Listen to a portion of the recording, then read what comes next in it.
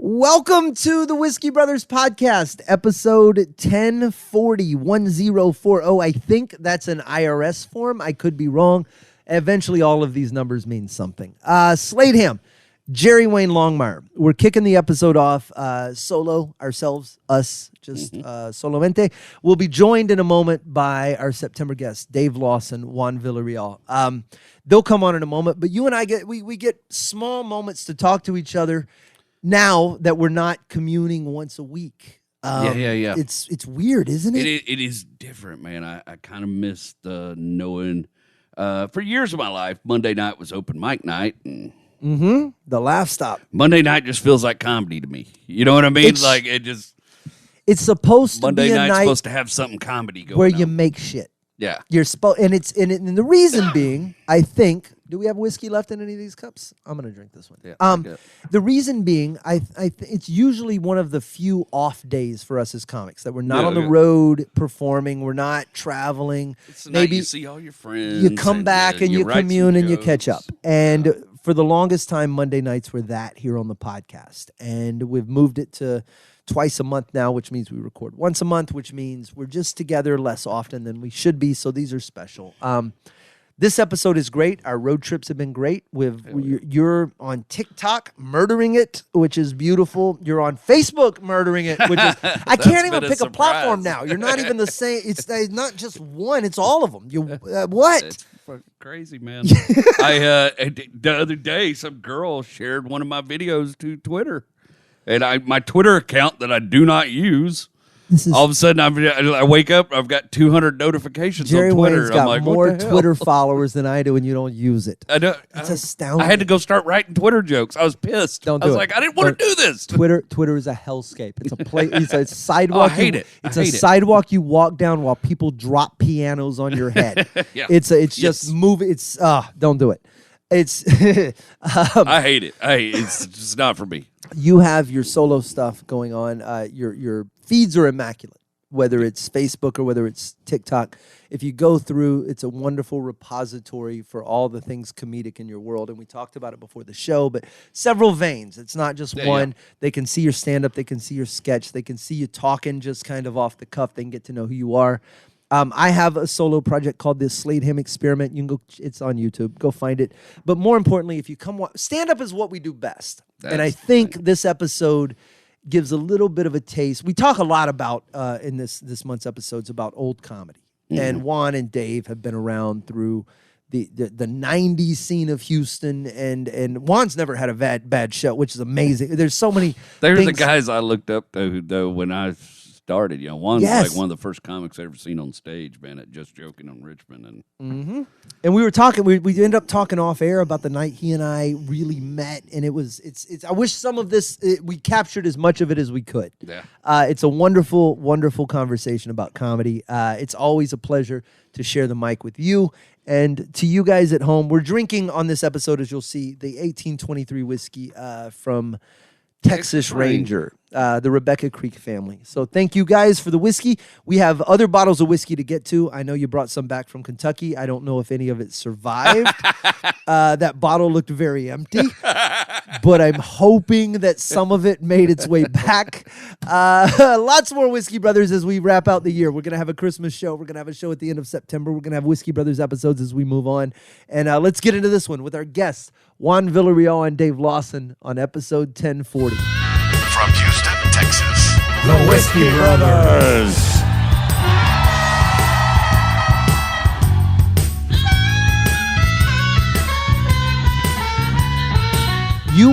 We did a show one night, and you pulled up from what I thought was a death spiral of a show at Showcase. It wasn't your fault. It was just, and speaking of Mo earlier, he was on that show that night. Yep. It was me, you, Mo Ammer, I think Ray, Slim Bloodworth maybe, and somebody else.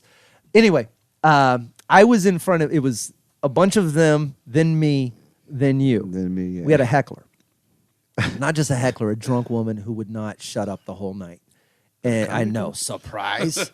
Wow. It was sold out. It's sold out night. We're packed. It's the day after Christmas. It's December 26th. So it's one of those nights where it's like a pig fuck, right? It's just who's in town, who's hanging. So it's murderer's row. Like me, Juan, Mo. Like it's heat. Yeah. So this lady is heckled all night. She's talked. She's interrupted. She's talked. She's interrupted. They've not been kicked out. I find out later because they're a regular group that comes out and they tip very well, so they weren't getting tossed. But they do this through 4 comics, and I'm pacing like a fucking tiger. I'm like, I want this bitch to say one word, and I'm just gonna and she did, and I didn't even have to say anything. I got my first joke out. She interrupts, and before I can turn to her, this woman, this soccer mom in the front row, goes, "Shut up, bitch!" Yep. And it was. What is it from your point of view? What did it look like from the background? I'll fill in some gaps. Yeah, no, because I was looking, because I was next. I was like, I like to watch comics, so I won't talk about what they talked about. So I'm watching, and when I heard that, and then that lady kind of got up, and then you were like, look, you can't even get up. You're so heavy. You're so big, and this and that. And then I said what I said was, I think this is the most exercise you've had in a long time. No, you said, she was saying some stuff like that. You were like, ooh, look at all that movement. You burning calories, girl. You burning calories. Go ahead, get mad. That's the most exercise you've ever done. Look at all them calories and this and that. And then the dude goes, hey, man, well, tell your fat ass wife to shut up and all that. So then they start going to the stage, and they start, and then Touche, man, my boy. Another one, rest in peace. Man, Touche was such a, man, he's a great guy, dude. He, they started getting, pushing, physical, like, you know what I mean?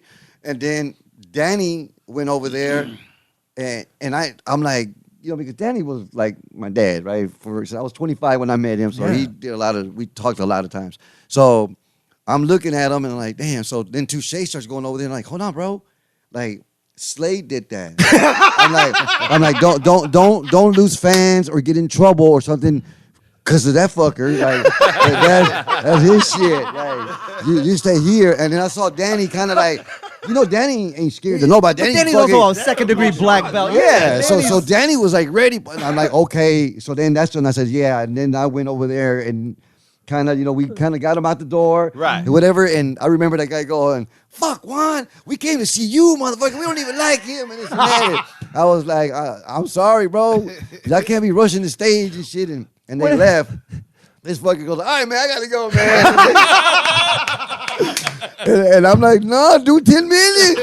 Wait a minute. And then I go up there, like, give it up for Juan Villareal, like a quick intro. And they're just looking at me. I'm like, man, how do you follow a fight like that? You got to start another fight. Yeah, I said, but it's okay, because nobody got hurt and they're gone, and they're Mexicans. They're gone. That's shit. Like that's why I'm on stage. That's why I'm not. If they were white people, because white people get mad and go home and grab their shit and then come back. But they're Mexicans. And right now, those Mexicans are happy. They got to, fuck it, let's get out of here before we go to jail, bro. So I know they're not coming back. I feel safe. But if they were white people, okay. I didn't pay my tab. Now, I'll be back. In my defense, I didn't go short. I didn't stop mid-fight. I played to the half of the room that wasn't fighting. Oh, yeah, dude. It turned into a barroom brawl. When I say the dude came to the stage. 10, 15 people. But when I called the woman, I mean, it was harsh. And your hatred for the fat is well documented. It is not. I have no hatred for the fat, Jerry. Hey, but it's weird how we can't say it comfortable no more like we used to. You know what I mean? Well, because I couldn't tell them what you really told her. Like I was like, nah. That's why I had. But it's the words were mine, and I own them. I remember saying that, and there was something else really harsh. I'll have to go back and listen. But when the dude got up, he came to the stage. He knocked a table over on his way because he was like in a hurry, and he wasn't a small dude. So it was. They're right by the door. So you know what I mean. There's stage right up against the. They got access, and nothing's between me and them. But the soccer mom. This is at the old showcase or the new showcase? No, this wasn't the blue one. This was the tan room, wasn't it? No, it was just the comedy showcase, the one on where it's at on this side. You know what I mean? Okay. On this so side. you don't get the one that became the joke joint. Where it used to be. Not the blue. No, not the blue room. Joke Yeah. That one. Okay. So picture the room, the bar in the back. Stage here. There's an exit here. They're right here. They're right by the exit. So they got full-blown access to me and the exit door. But by the time they got to the stage, what they didn't know, and this was a beautiful part of the moment, Mo was there, Danny was there, but also, you remember a comic, of course you do, the Reverend Bart. Oh, yeah. Who is, I think, a survivalist madman in, up north now. And I love him. Dangerous human being. Very scary. Manifesto comes to mind. There will be one. But he was there, and he's a bit of a crazy MMA, built like concrete. Yeah. So he maneuvered. And once those people were in the mix, then it just became, how much shit can I talk to entertain this half of the room? And I stayed up there the entire time until they cleared everybody out, and it looked like they picked the tables up, and then the waitress gave me the finger for throwing out her good table, and I went, well, that about does it. Good night. But not one joke. So, I'm sure your fans hated me. This went on for about 6-7 minutes. Bro, this went on for, I did my full 15 to the fight. No, that's what I'm saying. This bitch interrupted my first joke, and I said goodnight when they left. Like, the scuffling lasted about 6-7 minutes. That's a long time. That's a long fight. And he's just there going like, ooh, I know she's getting tired. Probably hungry. You fucking narrate the fight. That's like, ooh. Hey, watch out, be careful. That's a nice shirt. Don't fuck up his shirt. I know it looks like you just bought that. I'm narrating. Yeah. I think you just bought that shirt. That's a nice shirt. Look at that shirt. Yes. I'm Joe Bucking this bitch. Oh my God. And now I'm laughing. I'm kind of nervous, but I'm laughing because he's fucking bashing them. And it's like, because I grew up around black comics. So, and so I saw what, you know what I mean? Shit popping off. I seen Joe Torre make ladies just get up and walk away. This motherfucker tried to shoot Joe Torre in L.A. Oh. Like straight up, we got his gun for it. Oh, wow. Yeah, because he said something about, at least this is how the story goes. He said something about his mother said, my mother's dead. You know, he said something about your mama. Then he said, well, man, my mama's dead. Well, tell the bitch to get out the grave and Yeah. Yeah. God damn. I heard Bobby Slayton did that. I've told you that story. Bobby Slayton was in Beaumont one night, and there was you want to talk about harsh. There were two women in the front row, and it's Bobby Slayton, and they're right up front, and it says it says Pitbull of comedy on the we build it, but they're right up front, and they're together, I think, and they're talking a little bit quietly. And Bobby just catches an eye, and he looks over, and he goes, "What are you talking about?" And the woman one of them waves him off.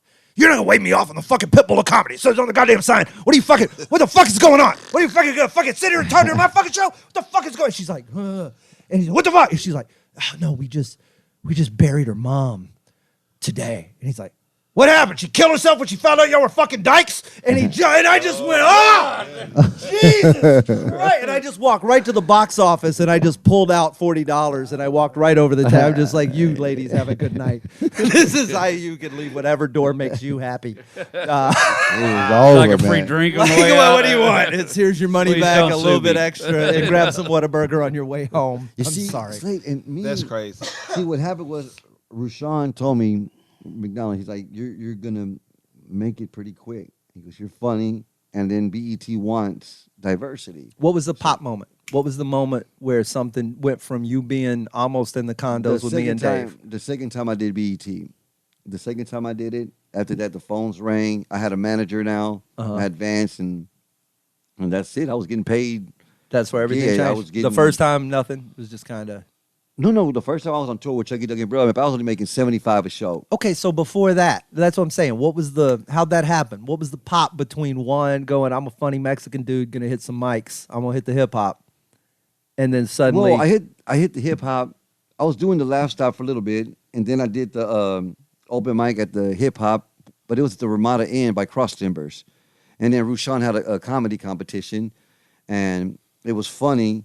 He liked me. I got there early, right? They said the show starts at 7 or 7:30, and I was there like at 6:30, and there was nobody there. Rushion was still putting the tables down, the chairs, and so I'm Mexican. That's the first one I went to when it was at the Ramada Inn. I was just in the audience. So the Mexican in me, I started helping. I'm like, you want some help, bro? I started. I felt like I should be helping you.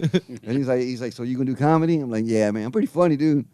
You know, I didn't know who Rushion was. Yeah. Like, I'll give you a shot. And then I did really well. I did good. And then he kind of coached me a little bit. Then they had a contest. It was 10 comedians. And it was easy for me because every comic brought their own group. So when this guy, they would all clap for him. This guy. And then when I went up there, you know, I had a good set. I went up there. They all clapped for me. So it was like the whole fucking room clapped for me. So Rushion goes, okay, the winner gets a weekend paid gig, and they paid $175. I'm like, oh my God, you serious? He's like, yeah. He goes, and I'm booking Carlos Mencia. I'm booking a Mexican who's not even Mexican to work my black club so you can meet him because he's going to be a millionaire. You need to stay close to this guy. I said, okay. That's how it happened. And that's how we ended up meeting right away. Right away. And you've been doing it how long? Not at all. No, man. 6 months. Yeah, 6, 7 months. I started in March, and then October I was filming BET in LA. So how many? Damn. I'm trying. So when you try to revisit an era like this, right? Like how many comedians were there? Where in the world? Like at that time? Man, and, you know what I mean? You could probably count. But you know what? No, here's the difference for us, the people that was in our bracket.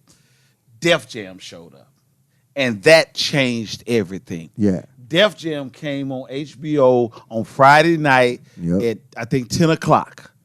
And it was just like eye-opening. People, we had saw a couple of things. Okay, because we all grew up on Richard Pryor tapes. You know what I'm saying? But did you watch, so what year was this? I want to say 91, 92. 91, 92, Def Jam showed up on the scene. Were you watching comedy on TV before that at all? Well, HBO had a 30-minute special, a 1 hour specials. So you would catch a couple. HBO was the one starting with the comedy. So I saw Martin Lawrence. I saw Curry. What's the guy? Mark Curry. Mark Curry. Yep. Sinbad did one. Sinbad. They had some 1 hour specials, 30-minute specials. And I was seeing them guys. And then next thing I know, you turn on the fucking TV, and Martin, who we loved and what we saw on that special, was the host of Def Jam. So now you see all these black comics, because we've been seeing white comics for years on there. You know what I'm saying? And if you wasn't Richard Pryor or one of the big black names, we didn't see them. I saw Sam Kinison. I saw all these other guys prior to then. Were any of those guys influencing you, like, in comedy at all? Once I saw Martin Lawrence on Def Jam, and I watched that shit every fucking Friday. Every Friday. Because you can relate more. Yes, now you're talking about shit that I'm experiencing. Because, man, like, Rodney Dangerfield was funny as fuck, dude. Like, I mean, I was watching a whole bunch of fucking comedy when I was young. Yeah. So, yeah. I saw a thing from HBO from back, like, in the early 90s, and it was called HBO's Dirtiest Dozen. Oh, yeah, Thea's on it. Chris Rock's on it. Thea was on it. Tim Allen was on it. He was dirty as fuck on it back then. Because HBO was just rewired the motherfucker. Letting it go. You know? HBO was letting it go, and like I say, it was just something new to see a whole show. And Martin had that motherfucker so lit, like the youngsters say now, so lit. It was so. I mean, you go back and watch it, and the room was just on fire. And it was Martin Lawrence. Look, let me tell you a story about Martin. Let me tell you how it happened.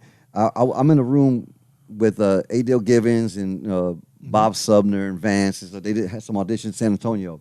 So Bob wanted to ride to the room, and so Vance like, come on, man, let's take him. So we took him. We chilled there for a little while. We were smoking, talking. And he goes, man, I might put you on Def Jam. I'm like, for real, man? He's like, I might put you on Def Jam. He goes, you know how we started one? And I'm like, nah. He goes, it was for Robin Harris. We wrote Def Jam. I mean, Robin Harris was going to be the host. Right. That was him. He died. He passed away. I'm like, yeah. He goes, then we told Chris Rock to quit Saturday Night Live. We said Chris Rock is going to host Def Jam. And it took a little while. Chris said, okay, finally, he broke away from Saturday Night Live. He broke the contract and he quit. And then they had a memorial for Robin Harris at the Apollo. And Martin shows up. They tell him to do 10, 15 minutes. He did like 45 minutes and got like 8, 9 standing ovations. And then Russell Simmons told Bob Sumner, hey, that's going to be the host. He goes, That's the story I didn't know. He goes, so I'm sitting there, Juan, like shaking, because this is Russell, man. Russell's like, that's going to be our host. And I'm like, Chris Rock already left Saturday Night Live. And this thing goes, that's going to be our host. And, you know what I mean? Because I was hanging out with Chris Rock at the Laugh Factory going, damn, bro, for real? He had a red LeBaron. We were making fun of his car. I'm like, I can get you a better car, fucker. I'm Mexican. I'm the valet dude. I just put on a jacket. They're going to give me the key. You can take it for a little while. Like, fucking. That's why Chris Rock, that's why when I walk by Chris Rock, he sees, what's up, fucker? He knows me. Like, let me tell you a good story, man. I was working with Redbone, somebody else, and Tony Rock at the Celebrity Theater, right? In Phoenix. And so I'm going to go on before Redbone. So it's somebody, a host, and then a lady, and then Tony Rock, then me. Well, Tony Rock is arguing, this hallway, I'm by my door, Tony Rock is arguing with his manager. Well, I don't know what's going on then. Well, why find out who he is, this and that, whatever. Like, but he ain't got credits like me.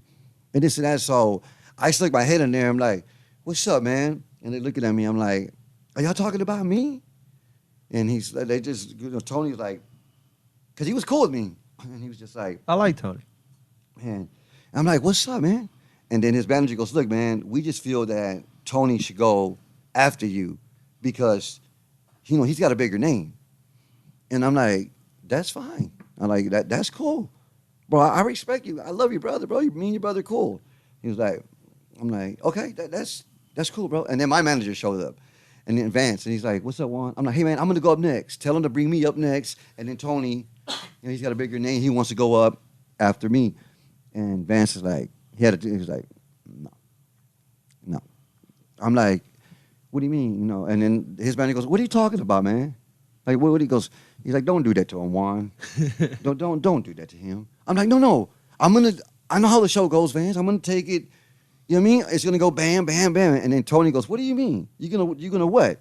I'm like, I know my role, bro. I know what. You know what I mean? Because this happens to me a lot. I work with different people, and one tour is good, but the next weekend they change. I'm not even on the motherfucker sometimes. He's like, "So what are you saying? Like, I'm gonna do good, but I'm not gonna." You know what I mean? Yeah. And Vance is like, "No, you're gonna no." Like people not in comedy don't understand this. They booked him. They booked him for that spot. Right. And Tony's like, all right, man. He goes like, no. It's like, okay, man. Tony's like, all right, that's cool, man. That's cool. So Tony goes up there, and he was new to the game. He had to follow somebody talking really nasty and dancing, singing. This one girl saying some crazy shit, and he did okay. His biggest joke was like, man, when the first time you get real good head, it's like your knees buckle, you're like a giraffe, and he starts, doing that, and that was like the loudest, but it wasn't. Okay. Yeah, it wasn't continuous. Yeah. So then when they brought me up, they already knew I had already done BET like 5-6 times. They already knew who the fuck I was. What's up, fuckers? That's all it took. Man, I just started telling some stories, and I got, I got a full standing ovation, 3,000 people. So I get off stage, and Tony Rock runs up to me and just hugs me. Just thanks for not doing that for me. Thank you, man. Thank you. Like, God damn, like. Have you ever had a bad show? Like, oh yeah. Oh yeah. One time you called him. Yeah. No, but I remember, like, not bad. Like, what's not horrible, but no, because I was at the Stardome in Birmingham, Alabama. I know the room. And I did not know. I love that fucking room. I didn't know that was the Bible Belt. I didn't know nothing about no Bible Belt. So I went up there and did my Jesus joke. You know what I mean? Smoking weed with Jesus and shit like that. Nobody laughed. Nobody laughed. I did 15 minutes. I'd say, man, I'll take Jesus to the park to play basketball to piss off my black friends. My black friends would be like, oh, man, Juan brought Jesus. Man, I remember that joke. I remember that joke. Come here, Juan. Like, man, who gonna block Jesus? Come on, man. Why you bring Jesus? Who gonna steal? Who gonna steal the ball? That's a commandment, motherfucker. Ain't nobody gonna steal the ball from Jesus. You know what I mean? So the jokes are funny, but they were not. No. So at the end of the night. Hold up. At the end of the night, I'm standing outside like the venue almost, and the show's over. The guy after me ripped it. And I was just like, wow, like I can't believe they didn't laugh at that. He goes, well, this is the Bible Belt. And people were just walking by and not saying nothing to me. One big old white dude, he goes, hey, man. He goes, you're fucking funny, but you're going to hell. And my hand felt like a little girl hand in his hand. He felt like a log, man. I was like, okay. So then when I went back a few years later with Carlos Mencia, and I told Bruce, what's up, fucker? He's like, you gonna do that? I'm like, yeah. I'm like, oh, it's coming. You know what? I've been rocking this whole tour, but they're going to get the Jesus jokes tonight. Yeah. I fixed them. He's like, are you serious? I'm like, oh, it's going to happen. It's going to happen. And I went up there and I did them, and I got a standing O, dude. I focused. I stayed focused. I usually smoke, you know what I mean, before I get on stage. But this time I was like, no, hold on. I smoked a little bit, and I fucking, and then I walked back. I'm like, you know what I mean? Standing O. The Cardinals was right there laughing. Brad Williams. I think Joe Coy was there. Jesus they were Christ. all there, and I'm like, I totally Tim Allen, Robert myself. Plant, Barack Obama. You had everybody. Watch this. One, we talking about the same shit about. We're talking about motherfuckers behind you. One brought me down to Corpus Christi one year. Remember you had you did a theater one night. Yeah. Did a theater. Matter of fact, we was with Danny's daughter. Yeah. Who was in the limo Peggy right around Gutierrez. stuff. What's her Peggy. name? Yeah, Peggy. yeah. Peggy. So Peggy was on the show. And so when we got there, because Juan know my shit, right? So Juan was like, no, Peggy's going first. And Peggy didn't know me that much. She was like, no, Dave. Dave's going to go after. Now, there was a guy there who wanted to go, you was going to put me behind him at first. And he came up with that same shit. No, I'm the name, and I got to go, and Juan was like, hey, man, you don't really want to do this here. Crazy Paul was his name. He have snakes and all type of shit he come on stage with. Yep. I'm like, listen, man. Wait, snakes? Yeah, he did some Some magic shit. Yeah. So Juan was like, all right, that's what you want, that's what you'll get. So Peggy went up and did her thing. Yep. And then I come up in front of Snake Man. Yeah. I said, Dave, buck him up. In front of Snake Man. And I killed them motherfuckers. Hey, I'm not a mean person. Even the snakes were embarrassed to I'm be really on not a stage. mean guy. You know what I'm saying? I know. Some comics are actually intentionally try to fuck over the one Yes. behind. Intentionally try to take. Yeah. And that's not who I am. But If you since you want to argue with me that you With should bring me? your little snake act. Like, I'm Yes, trying to right. help him. Like, dude, I'm trying to help He was arguing you. with I'm the man, and da-da-da-da-da. And one said, fuck it, okay, Dave, you next. Yeah, he was, Go ahead, Snake Man. No matter how many snake tricks he did, it wasn't working. you know what? He got into it real bad with drugs and whatever. And he used to call me. He just called me, like, I don't know, maybe 3-4 years ago. Man, I need some money, bro. Please, crying and stuff. So he went really bad. You know what happened? He was doing magic and he got a kid. He got a kid. that's a the trick. trick. Yeah. Yeah. The trick Well, that didn't wasn't work. supposed No. to be in the cabinet. He was doing a magic show at a kid's party. He grabbed a kid for something, and something went wrong with the trick, and it broke his arm. Like the boy's arm broke, and the bone was sticking out of the So skin. he was just a bad magician. Yeah. I don't know what that was. That's not a my trick. Okay, goodness. no, I didn't hear. I wasn't there. Okay, I heard the story. Right. He goes, bro. You see what happened was the sword bone- went right he goes, through the guy. The arm. He goes, his arm. The little boy. He was supposed to twist him, lock him up, whatever, and it just went. You can hear the thing, and then you see the little boy screaming, and the bone was out. He goes. Well, that's a good reason to get into drugs. Oh, and can And you I'm like, imagine no, being no. the poor kid who's waiting for him to finish No. the trick? Yeah. Put it back together. Put it back. He was lit up. All right, they said, Juan, he was lit up, and I'm trying not to laugh. I'm like, what happened after that? Like, God damn, that's awful. What happened? Like, he's still trying to finish. He goes, no, he's okay. He'll be okay. Hold on. Don't stop crying. Wait. He's trying. He's trying to cover the bone with a shirt. Oh, I mean, we laughing, but that's crazy. Oh my God. Yeah. That's crazy. Yeah, because you know That'll end your career. It did. Oh, I'm At least That your was birthday it. parties. Yeah, That- you're not that- going to get any that bookings was- off that. Dude, that was it. That's what you get for hiring a $200 When- magician. I mean, drugs. Slade would still book him for a birthday party, but he hates kids. So yeah, but I put Dave in front of him. He just got real bad, and he just called me up like, "Man, I need $100, I need $50, please, bro. I'm dying from my medication." And Look, I'm at Walgreens right now. Look, listen. And the lady goes, hello. I'm like, are you at Walgreens? Yeah. Did you hook him up at the gate? Huh? Did you hook him up? What?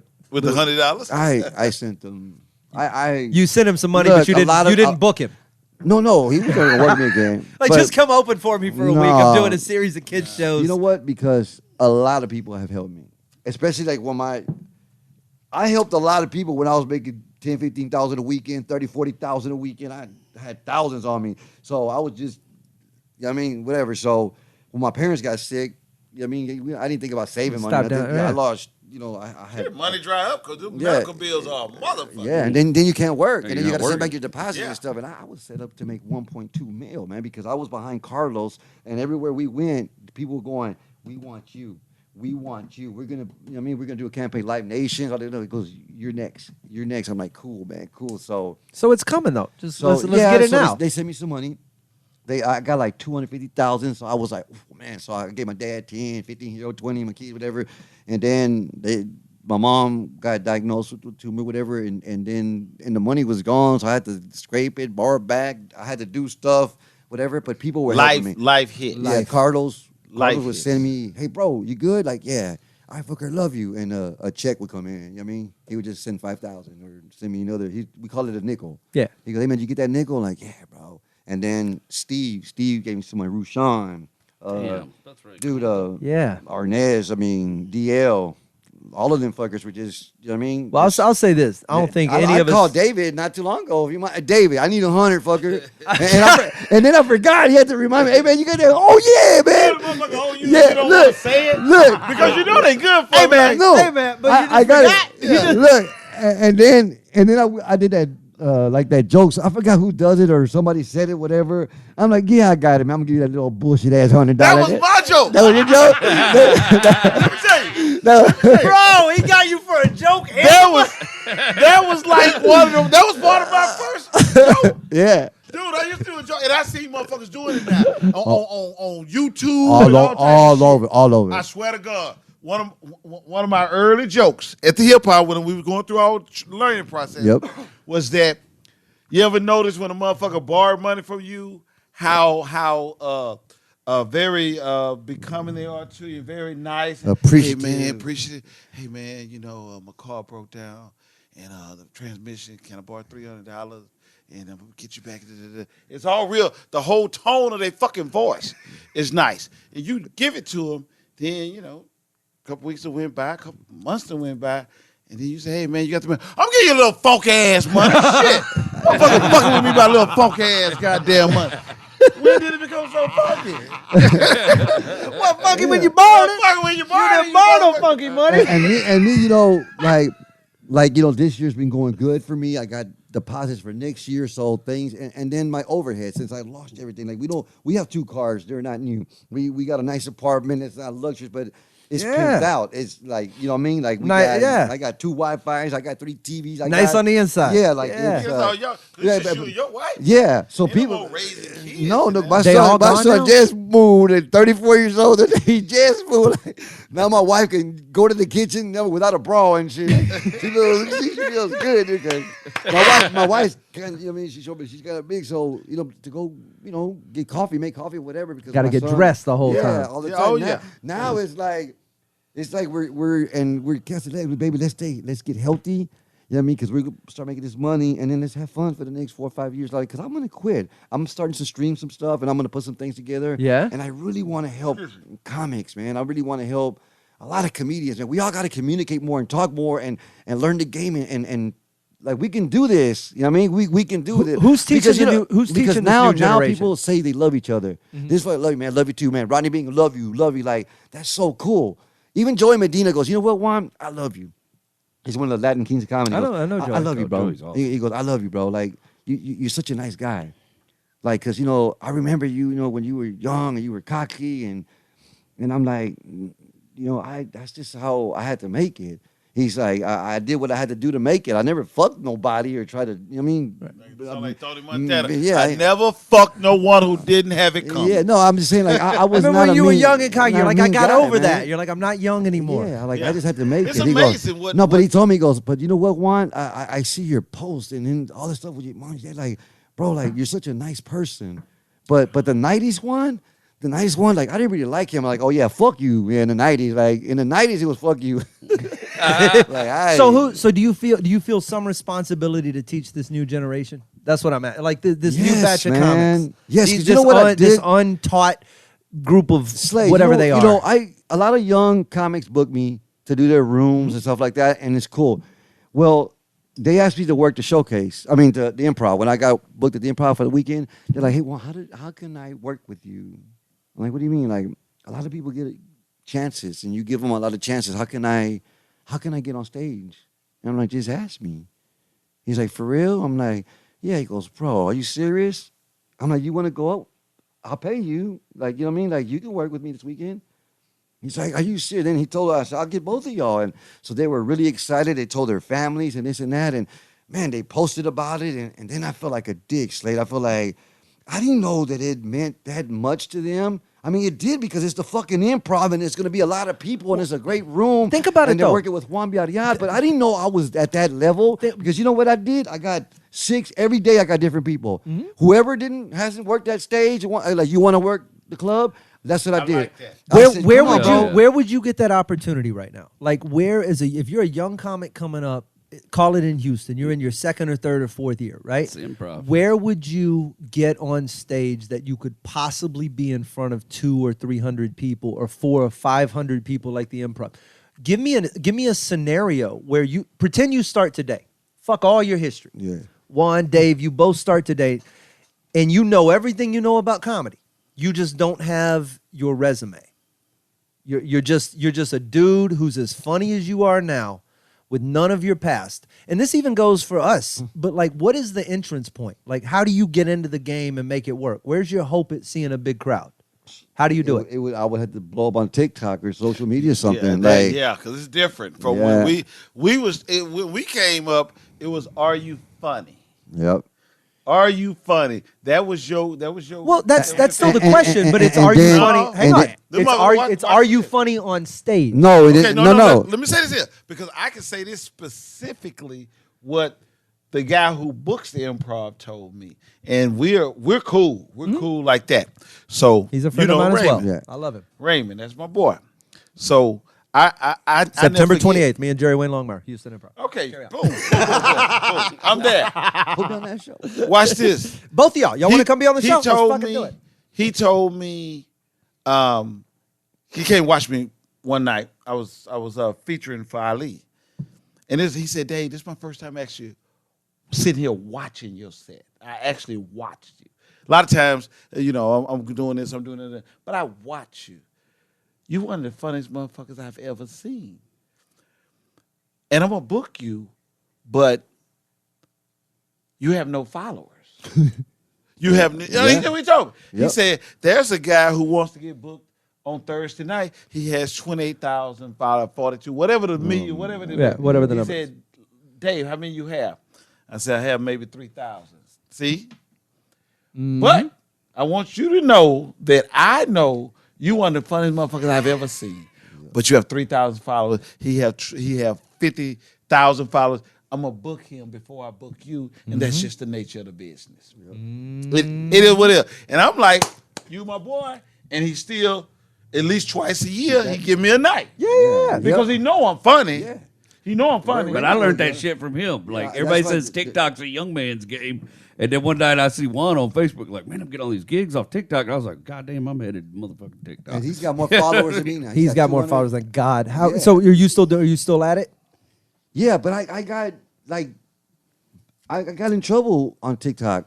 I posted a video and they said it was dangerous or something. What was in the video? It was just a thing, and then I appealed it, and then it went okay. Then one of my comedy bits, where I talk about going down on the girl, and they Flagged it. yeah, they put me to jail for stuff, and then TikTok got jail. I know Facebook got jail. know. TikTok But got jail too. The problem is, even if they flag cops are you everywhere. and you appeal it and you win, it still fucks with your account for a while. well- like it slows down your traffic. Yeah, still. but it didn't though, because I put one video up there, and then it got to like 84,000 views like in 2 hours or 3 hours. I'm like, man, is this shit real? And then it just started bam, bam. Then the video with Kid, it got to 1.6 million. So then I put my comedy. They're like, you can't put different shit. If you're gonna do comedy, just put up comedy.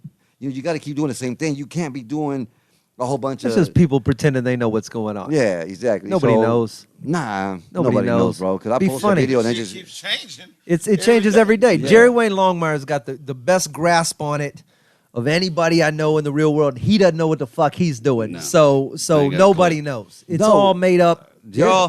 You're lucky if you catch it in a jar. And look, I didn't know this, but I posted a This is video. smooth shit. Absolutely. I posted a like video. it. You know what? It's on my Instagram. I posted it a up. video I'll of a take little it with kid getting hit by a baseball, and he gets hit. Did you throw the baseball? No, a little Okay, kid. well, that's- There's nobody on first base. The kid hits it to first base, so the first base runs Where up, is who? And the pitcher stays there.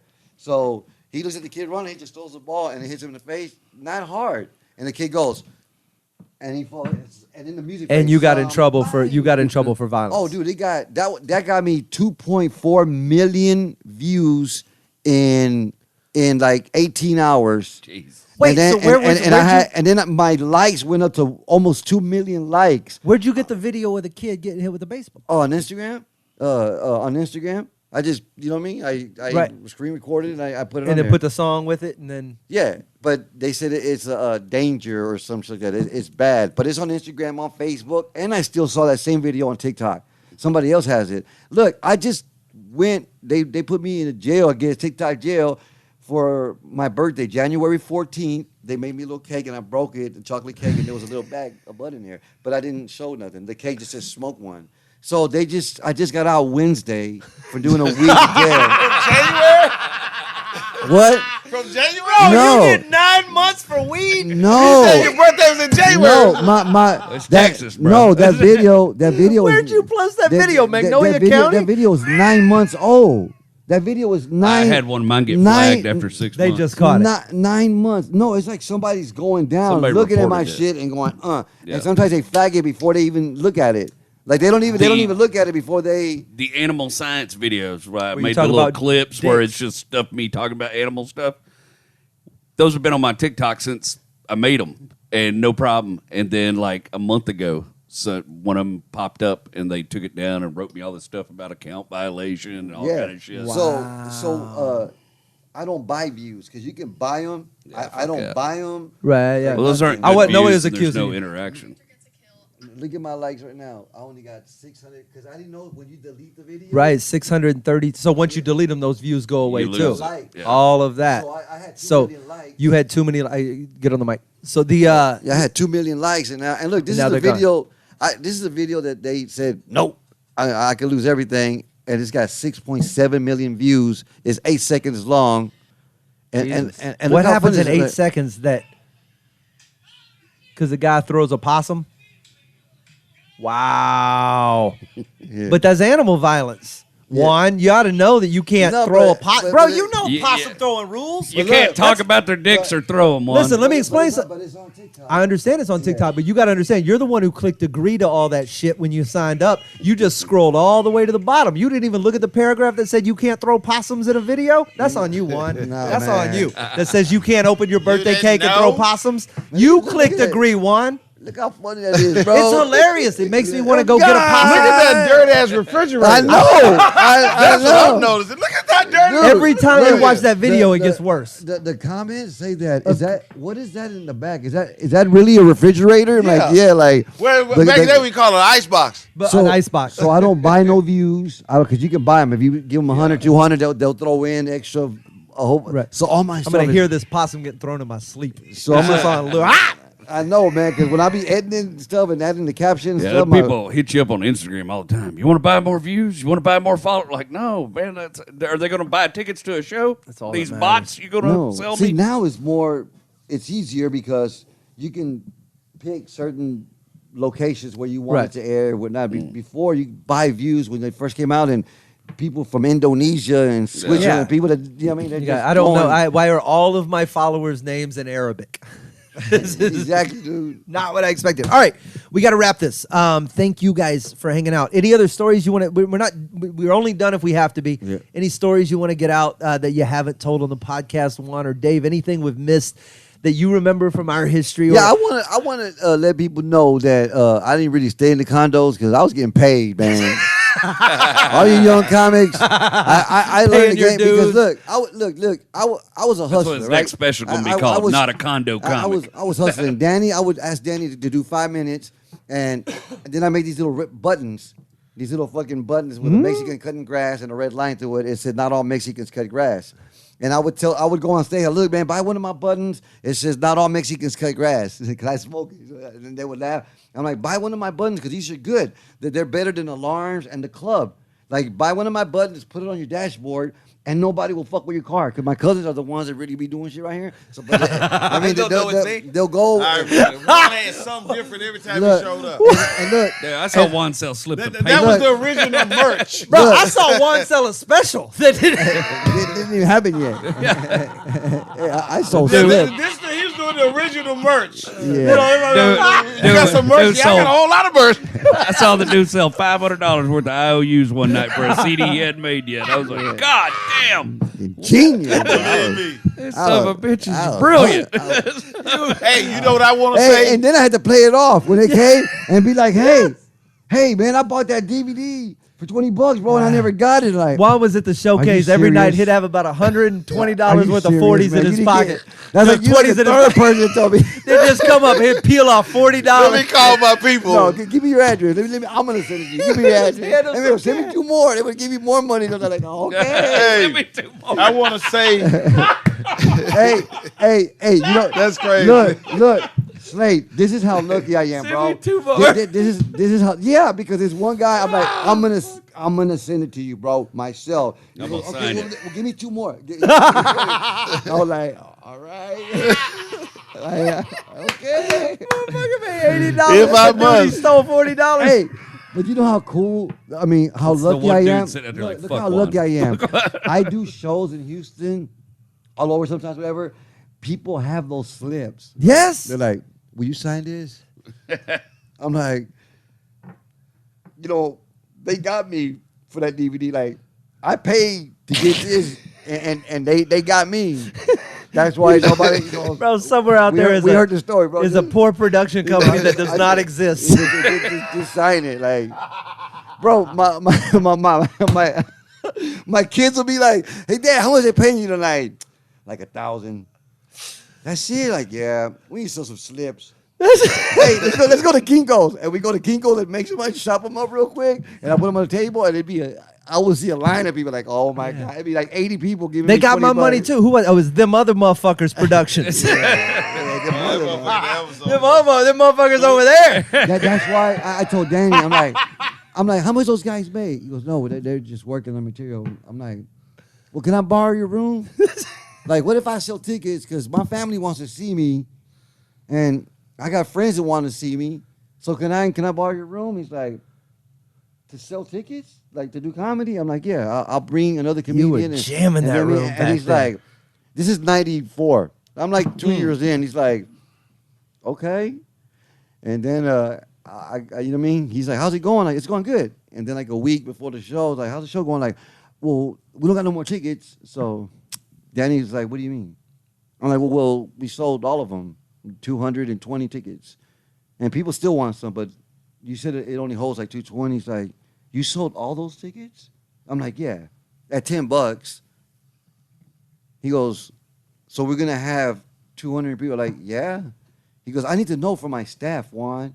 You know what I mean? I'm like, well, yeah. I remember all this shit. I'm like, yeah, yeah. Yeah, because they were going to staff for a Wednesday. So all these comics, because I love John Ryan and you know Dennis Fowler. They Oh, used to- God, yeah. They used to be, you know, what I John mean? Ryan. Yeah, John Ryan. I still say, what's up, brother? Used to live on the Facebook. houseboat. Yeah, no, I still hit him up, man. I still love that dude. We talk. They didn't really like me right away because I'm a little Mexican cussing, saying, Yeah. you know, shit, whatever, and then. But I was making 2,200, 2,300. They're like, what the fuck, dude? This Danny was like, God damn, like It's the good old He's days, already Juan. making $2,000 on a Thursday. Yeah. Or something, Raise your man. glass Like, of Coke to the good old so days. that's how I would tell the comics, like, no, just sell tickets, man. Give yourself work. Stop doing every show, every weekend, every open mic. Like, you're giving people options to see you. Like, don't Make burn this shit yourself out in scarce. Houston. Slade, Yeah, like- Slade goes, Juan's in for tomorrow night on the podcast. I goes, he bringing merch? Hey, he did. It was a joke. If you wanna buy a slip, I got Where can they find you online? I know you're still selling that DVD. at only one V. At only one. Only V. one V. Yeah. Dude, it's so good to have you. Go ahead. I want to say real quick that You ain't even gotta be quick. You do whatever you want to do. you were one of the first guys to book me outside. You know how you stay in your region? Yep. So I had done a lot of shows in Texas, Louisiana, and I think prior to you booking me, I did some military bases. I hooked up with Olivia? Vance's old wife. Yep. She used to book those military bases. Yep. So I was hitting Sherry. Yeah. Sherry. She had a hookup on a military base. So we was hitting Arkansas, Tucson, Colorado, all that stuff. But he was one of the first ones. He gave me a call. It was like, I got to hook up with some people with Funny Bone. Mm-hmm. And you Vicksburg and Shreveport. I did Memphis. Shreveport and Memphis. Yeah. did Jerry and I Memphis. just walked by the old Memphis Bone. It's now a Coyote Ugly. We were there last week. Because it was on Bill Street. Yes. But it changed. Yes. But he the one who got me there. And man, I know I told you thank you. Oh, of course. But it's something when someone do that for you. Because after that, Nephew Tommy took me on the road, Steve Harvey took me on the road, but that was the first time me leaving and being paid to leave. With somebody that I didn't even know that. Yeah. I didn't even realize that. Yeah. Yeah.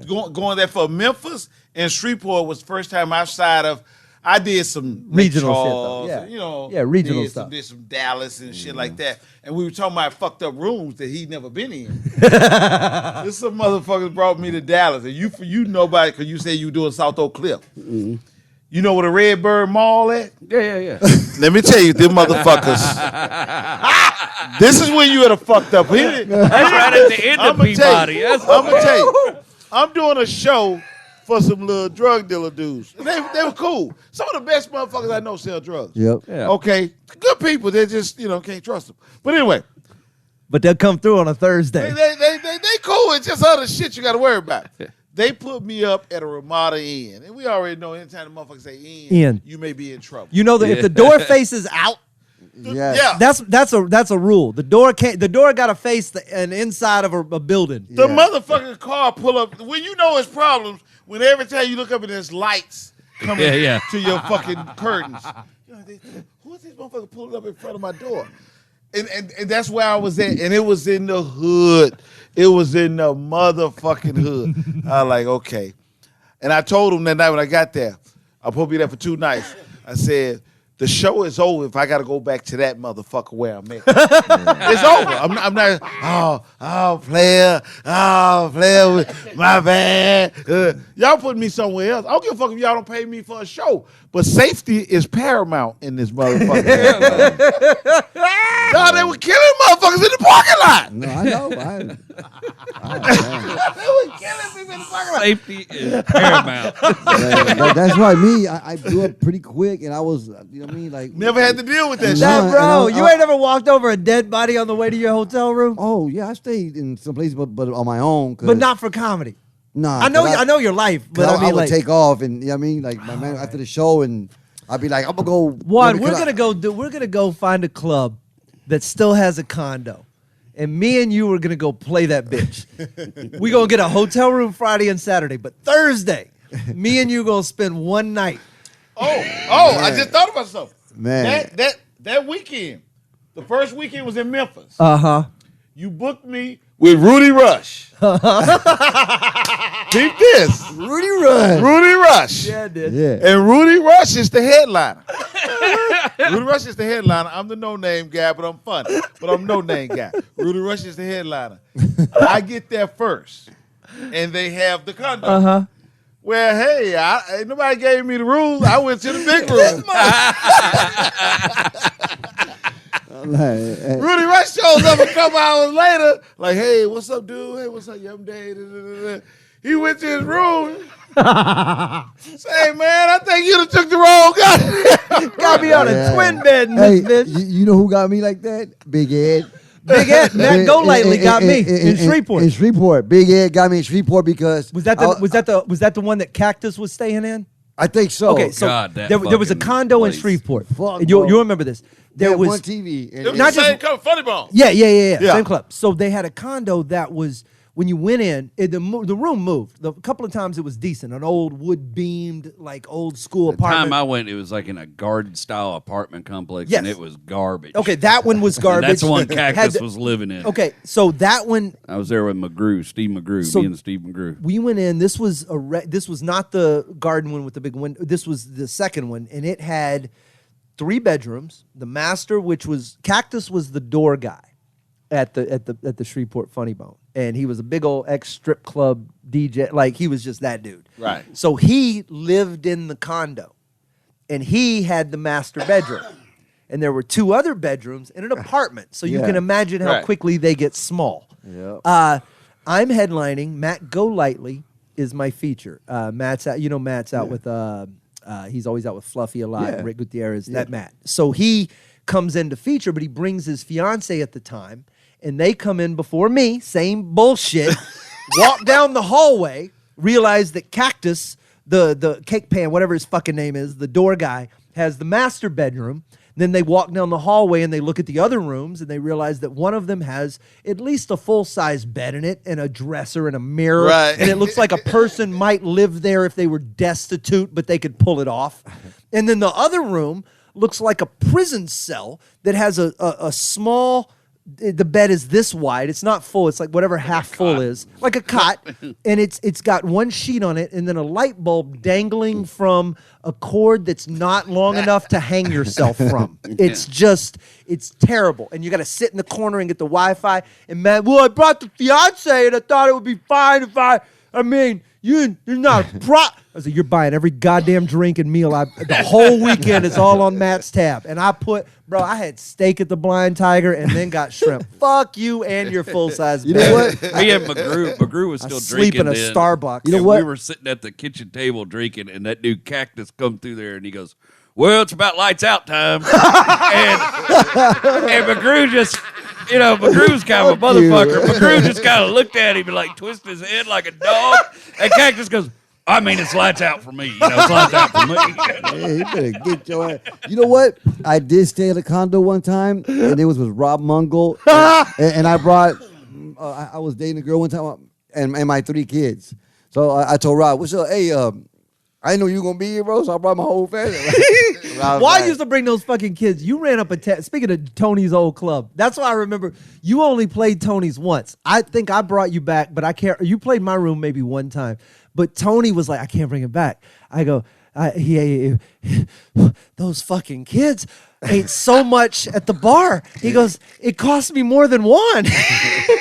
I know, cause I did the whole weekend with Danny, and I made good money. I sold out the weekend, right? And Danny's like, "Hey, Juan, we gotta talk, man." And I was like, "What's up, Danny?" He's like, "I was like, what about my tab?" He's like, Yeah. we're out of food. We gave you the discount. We took a lot of drinks. You know what I mean? We took $400 off. Yeah, that's what he said basically. But you still, I'm like, how much is it, Danny? He's like, it's $1,200. Yeah. I'm like, okay, that's cool, bro. Like, I mean, Yeah. and But then you don't. But those kids would come in like. and they will bring other dudes. Yes, Come on, they were like daddy, locusts. cool. They would just spin around plates of stuff, and it would disappear. And then they would just say, "What's on Juan's tab?" And then he was, "Oh, I guess." That shit we adds had up quick. we had Thea Vidal at the Laugh Stop, and all her family showed up on Friday, right, and doing the same thing. It's on Mama's tab. It's on Mama's tab. It's on Mama's tab. And Pete and Rachel go around there and like, "Hey, Thea, tab's approaching about half your pay at this point." And Thea come out there that last, get up, motherfucker. Every one of you, get up, get out that door. Get up. She ran the whole crew out. Mama Thea. Watch the last story about the condo situation, because we traveling comics, and they put you in a great hotel. It's nice, but and this is Zanies the Zanies in Nashville. My bad. Zanies in Nashville, right? So, and listen, I'm not a weed smoker. Right. I have nothing against weed smokers. My shit, half my family smoke Right. weed. Three of your friends at this table. Exactly. But it's just not me. But I ain't got nothing. You can do all you want to. This and that. But typically, if I don't know the motherfucker who I'm laying next to, it kind of hit me in a different way. Yeah. So they tell me, I get there, and they're like, hey, I'm on the show, but I don't know the motherfuckers who they say your condo is around the corner. They give me the address. I said, okay, go there, lay my bags down. I get there, and motherfuckers who are the openers and shit are all smoking weed in the bar. And it's not that they're just smoking weed. They kind of look like they maybe sell it too. I'm like, hey, okay. I don't feel comfortable closing my eyes around these motherfuckers. I don't know them. They don't look like comics. They look like killers.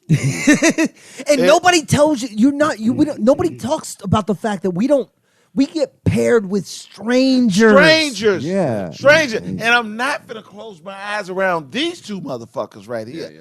So I distinctly remember going back to the club, going straight back to the club with my fucking bags. With my bag. Say, hey, man, they can have that condo all weekend long. I'm not staying there. I don't know them guys. And I have nothing against what they're doing, but I can't close my eyes around them motherfuckers. Oh, we're sorry, Mr. Lawson. And they got me a hotel room. But it's just the fact that shit's okay sometimes, especially if we know each other. Yeah. Let's say me and you in a hotel. I know I'm going to bed. I'm snoring. Y'all motherfucker come to my room and say, motherfucker, you snoring. Get your ass up. But not with some motherfuckers I don't know. You don't know how that dude's gonna react, what he's made of. I don't know if he's carrying a gun. We hadn't really met each other. It's Thursday. That's what changed everything when they drive in. Yes. When they drive in as opposed to they flew in. Because I It's a told different caliber. Vance was with me, right? Because I was lucky. I had a manager at a young age in the comedy. And I know Vance. Yeah, Vance would make sure I was straight. Because I wouldn't ask for nothing. I would just want a little weed and some golf. That was it. So when I was working with this one dude, like you said about closing your eyes, I put my watches and my shoes and stuff because I'm going to change. I got like 5-6 shows and stuff. And that guy goes, damn, dude, how many Jordans you bring? And I'm like, I brought 4 pairs and these 5 pairs. He goes, and those are all your watches? I'm like, yeah. He's like, oh, okay. Oh, y'all play golf too? Yeah. And that's what I told Also Vance. brought 4 pairs of golf shoes. That's what I told Vance. Yeah, let's go. I said, I'm never staying in the condo again, man. That's your job. You're my manager, bro. I give you thousands. I'm never staying in a fucking condo again. You avoided the worst of it. We got to get out of here. We got to leave it there. We got to leave all our stuff there and go. Let's pour it up. Hey, we got more. This is we're drinking the 1823 whiskey courtesy of Texas Ranger.